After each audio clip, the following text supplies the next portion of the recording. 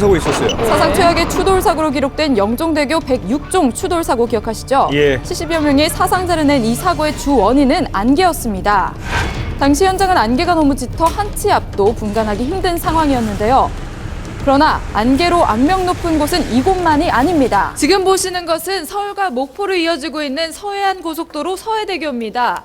귀경길에 많은 분들이 저 다리를 이용하실 텐데요. 전문가들은 저 다리를 특히 주의해야 한다고 당부하고 있습니다. 네, 서해대교. 당진과 평택을 잇는 서해대교 역시 안개가 자주 끼는 곳인데요. 어제 아침 전문가와 함께 찾은 서해대교엔 여전히 안개가 보이네요. 자욱합니다. 대체 왜 그럴까요? 이쪽에 보시면 이쪽 간섭지 내지는 방조제가 있어요. 이 방조제들이 사실 썰물이 되면 빠져나가야 될 물들인데 막아놓고 있는 거죠. 그러니까 수증기에 소스를 가둬놓고 있는 거니까. 대기 중의 수증기와 때마침 중국에서 밀려오는 미세먼지가 예. 안개를 뭉치는 씨앗 역할을 해서 더 짙어졌다는 건데요. 생각보다 정말 심하네요. 네. 이렇게 생긴 안개는 연쇄 추돌 사고의 주범이 되기도 하는데 2004년 1월 발생한 11중 추돌 사고와 60여 명의 사상자를 만들어낸 29중 추돌 사고가 바로 안개가 만들어낸 서해대교 참사입니다. 예. 그렇다면 안개 낀 도로가 실제로 얼마나 위험할까요? 가시거리 20m인 안개길을 설정한 뒤 직접 모의 주행을 실험해 봤는데요. 예. 자욱한 안개 탓에 양옆 차선을 따라 달리기도 힘들었습니다. 그렇다 보니 앞뒤 차량을 확인하는 건 거의 불가능이었죠. 어우, 이 정도 되면 뭐 운전을 못 하겠는데요. 물길보다 위험하다니까요. 갈 수가 없어. 결국 앞차에 꽝 부딪히고 말았는데요. 안개가 발생해도 한 10% 정도 속도밖에 안 줄인대요. 반 정도를 줄인다는 게 항상 머릿속에 염두를 둬야 될 것 같습니다. 특히 귀경길에. 네. 오늘 아침 서해안과 내륙 지방에 짙은 안개가 낀다고 하니까요. 특히 서해대교와 연무 부근, 안성에서 천안 구간을 지나는 분들 예. 안개길 천천히 가시기 조심하셔야겠습니다. 바랍니다.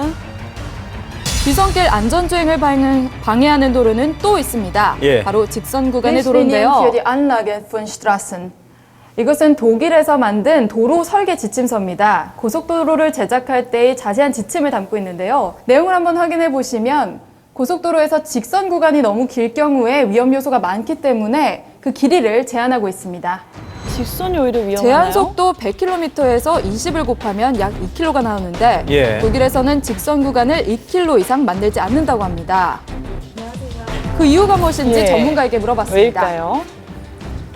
그래서 이제 고속도로도 아우토반이라고 이제 좀 높은 속도로 달릴 수 있는 고속도로 시설을 갖춰놓고 있죠. 근데 예. 이러한 구간에서 졸음운전 때문에 발생할 수 있는 사고를 좀 예방하기 아무래도 위해서 직선운전 기간이 도로 길면 시설에도 졸음이 와요. 운전자의 질환을 없애줄 수 있는 그러한 요소들을 좀 도입하고 있는 걸로 알고 있습니다.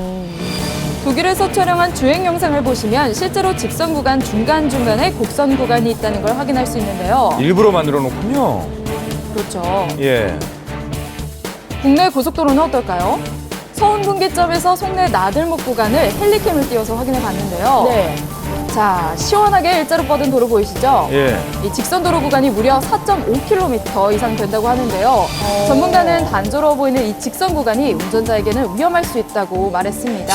처음 아는 네, 사실이네요. 지도로 확인해봐도 마치 자로잰 듯 일직선으로 곧게 뻗어 있습니다. 예. 졸음운전에 있어서 제일 위험한 요소는 운전자에게 누적된 피로나 음주 여부 같은 것들이 제일 중요하겠지만 여기에 그 고속도로의 직선 구간이 계속 연결이 돼서 주행 환경이 단조로운 경우에는 그 위험성이 배가 될 수 있습니다.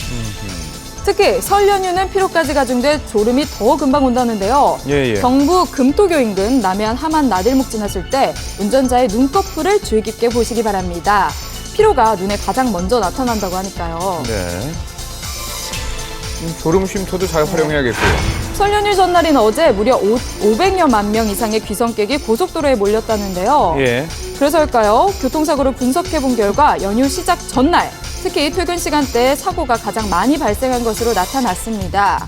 실제로도 그럴까요? 설 연휴 전날인 어제 직접 출동해봤습니다. 여기저기 많이 다니셨네요.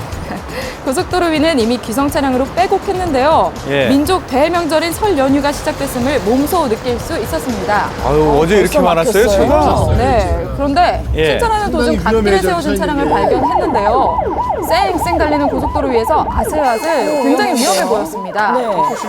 이렇게 서 있으면 안 되잖아요. 경찰은 빠른 조치를 위해 급히 내려서 뛰기 시작하고요. 좀 위험합니다.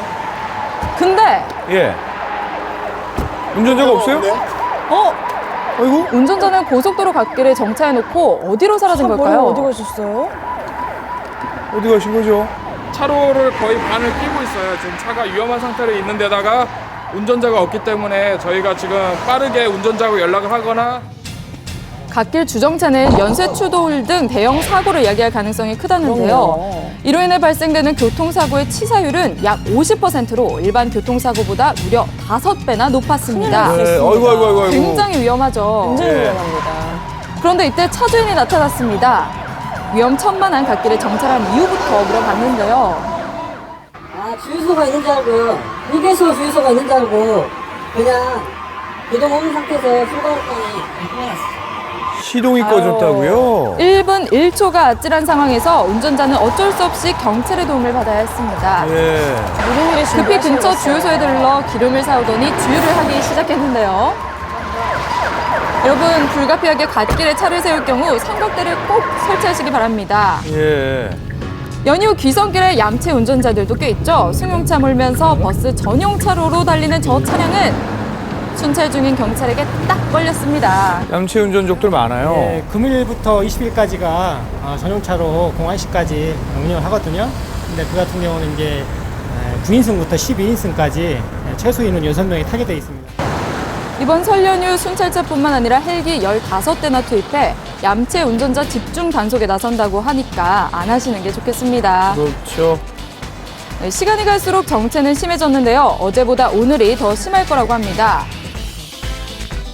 특히 귀성객이 많이 이용하는 고속도로는 정체뿐만 아니라 사고율도 굉장히 높다고 하니 지금 출발하시는 분들 노선별 사고 다발 구간 알고 가셔야겠는데요. 예. 먼저 경부선입니다. 네. 판교 나들목 연결로 부근 수원 나들목 구간인데요.